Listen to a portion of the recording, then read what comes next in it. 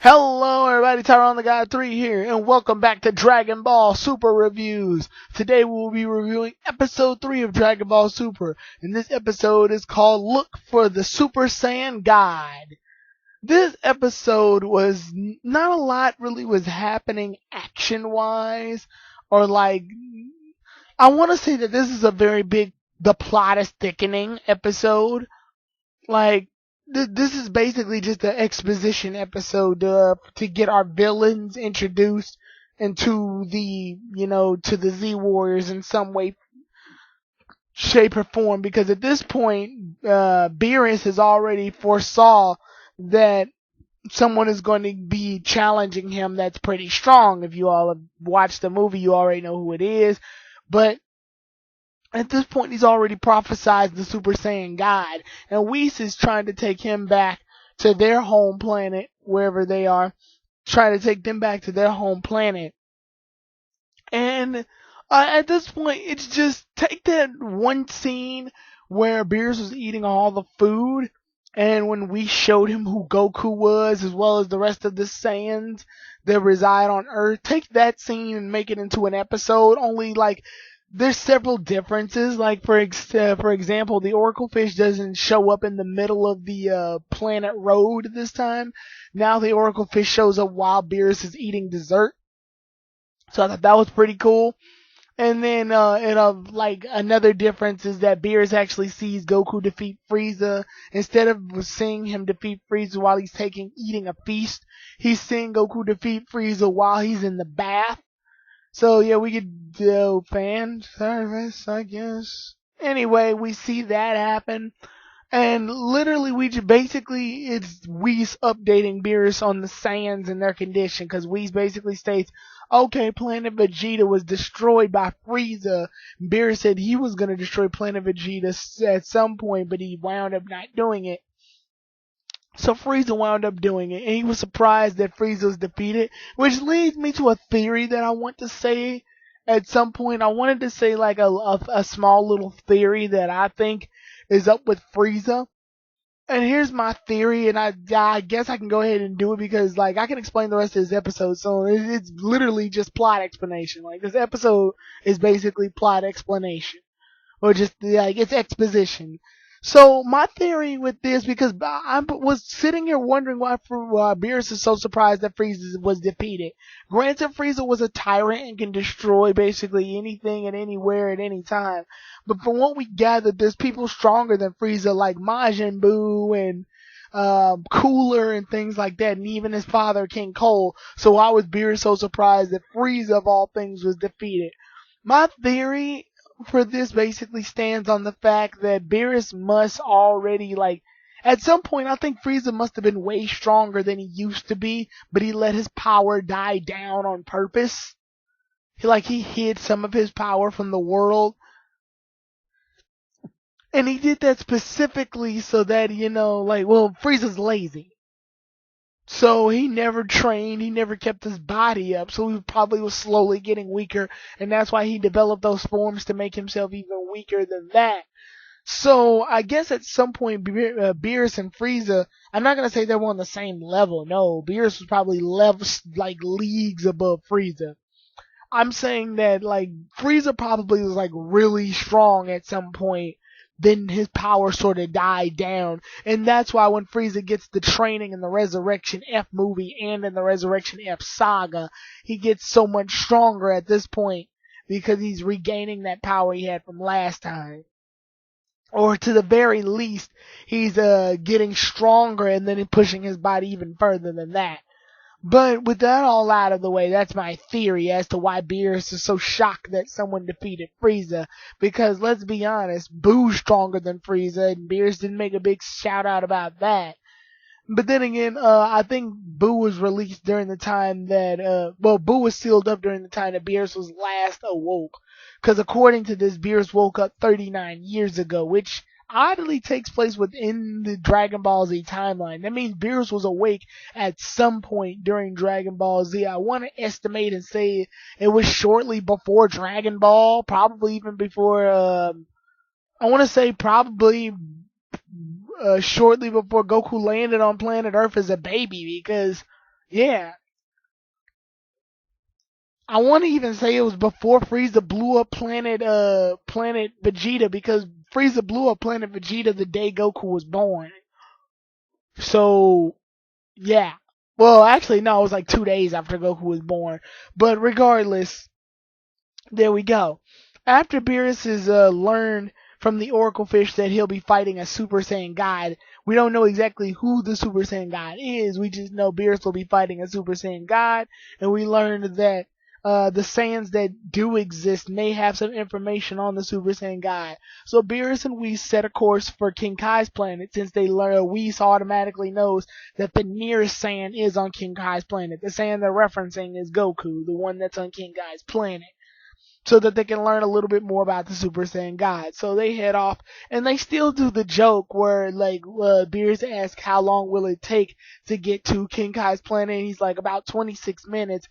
Now, I don't know if this is because of the website I'm watching it on is translating it wrong, or maybe it's because, maybe they actually changed the joke up, but Beerus says about the length of your average Chinese cartoon, but there are other translations I think that just go ahead and say about the length of your average anime. Maybe it's because of translation is weird, because I've had some weird translations of Dragon Ball Super. I've been watching multiple ones subbed, and they say like some different things.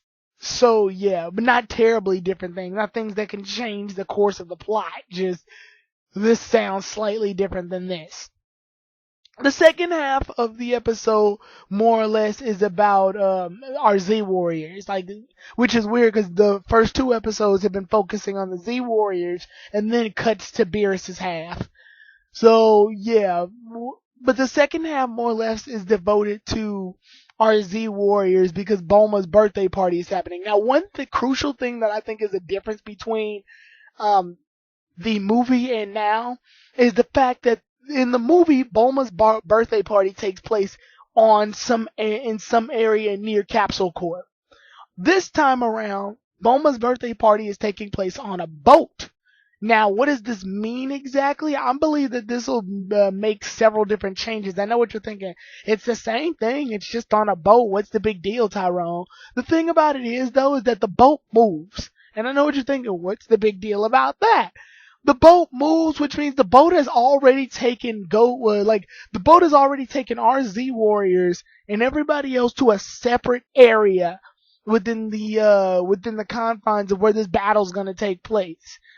Doesn't seem like much now, but to me it's a really big deal because a large section of Dragon Ball Z focuses on Goku and the Z Warriors taking villains to separate regions of Earth that are uninhabited by humans or creatures so that the fight can take place and they can go all out. Since they're on a boat, that means they can go all out anyway, and the only thing they have to worry about is the boat itself. That means they can literally fight Beerus in the entire region of the area. That also means that I don't know if Vegeta is going to be taking place in the fight immediately, or is he going to fly his way over to the boat and try to stop everything while he's there. But we know that Vegeta's training in the gravity room, which means at some point he's going to have to get out of the gravity room, fly all the way to Beerus, and join the Z Warriors up in order to calm Beerus down, and then later fight him. Same for Goku. Well, when Goku appears, he's gonna have to lock his energy and instant transmission onto the boat rather than to the location where Bulma's party would have been, like in Battle of Gods. This also means that somehow the boat may be able to transform into an airship so that they can witness the fight from there. Because I know that Goku's gonna take Beerus to an uninhabited area when the fight actually begins with them. But all of that said for another day, and we don't know. But for now, I think that boat is a very crucial plot point, just based on the fact that it is leaving the area rather than being stationed at one spot like in the movie. So that's gonna, like, it's not huge, but it's like a location change to me. Anyway, Krillin and Android 18 head off to the party. And when they head off to the party, instead of being stuck in traffic, they go ahead and fly. So I thought that was kind of cute.